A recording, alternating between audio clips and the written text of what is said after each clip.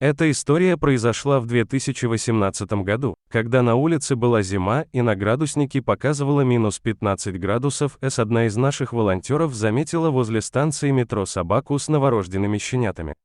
Они лежали на одеяле возле магазина мобильных аксессуаров, а рядом с ними лежала бумажка, на которой было написано «Возьмите нас домой».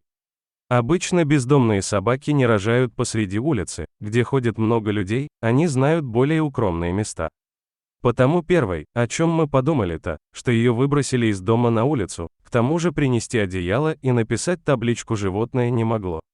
Наша волонтер попыталась подойти поближе к собаке, то та оскалила зубы, давая понять, что защитит своих малышей любыми способами. Возле волонтера стала собираться толпа. Люди рассказали, что собака здесь давно бродила вместе с людьми, у которых нет определенного места жительства. Была всегда дружелюбной и ласковой. Может быть, ее кто-то ударил, что и спровоцировало роды посреди улицы. Одеяло ей принес кто-то из прохожих. Но другие люди рассказали, что одна бездомная женщина сегодня утром попыталась вырвать одеяло из-под собаки. А еще волонтер узнала, что надпись сделали в магазине мобильных аксессуаров, возле которого лежала собака, чтобы привлечь внимание.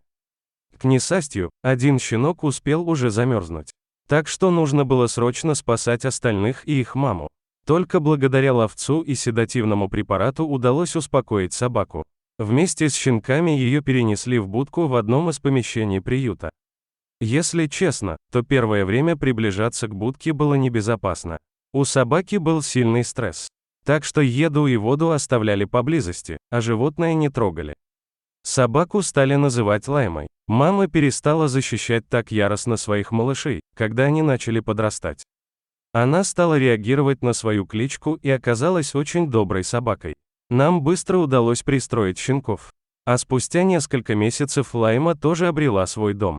С первой минуты собака стала доверять своим новым хозяевам и не совершила ошибку. Люди оказались очень хорошими, их не пугали трудности. Они быстро смогли приучить взрослую уличную собаку к жизни в квартире. Уже 3 года они присылают нам фото Лаймы и рассказывают, насколько она ласковая и умная. А мы до сих с грустью вспоминаем историю собаки. Замерзающая собака с новорожденными щенками посреди улицы, где много людей на одеяле, которые у нее попытались отобрать.